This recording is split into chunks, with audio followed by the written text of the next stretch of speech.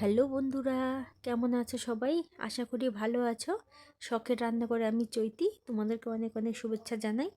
আজকে তোমাদের সঙ্গে আরও একটি রেসিপি শেয়ার করব, চিনির মালপোয়া।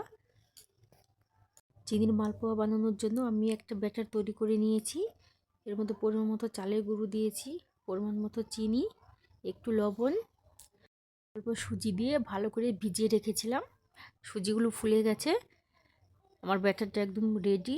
এখন আমি কড়াইয়ে তেল দিয়ে তেলটা গরম করে নিয়েছি। মালপোয়াগুলো একে একে ভেজে নেব।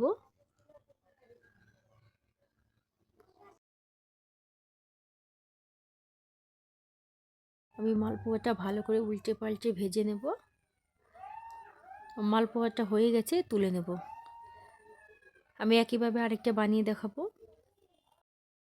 তোরা বাড়িতে অবশ্যই একবার বানিয়ে দেখবেন, খুবই সিম্পল একটা রেসিপি, খেতেও খুব টেস্টি হবে।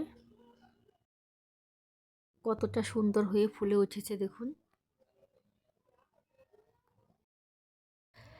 আমি একে একে সবগুলো মালপোয়া ভেজে নেব। বন্ধুরা, রেসিপিটি ভালো লাগলে অবশ্যই লাইক, কমেন্ট, শেয়ার এবং সাবস্ক্রাইব করে দেবেন। পাশে থাকা বেল আইকনটা ক্লিক করে দেবেন, যাতে পরবর্তী ভিডিওটা ছাড়ার সাথে সাথে আপনাদের কাছে পৌঁছে যায়।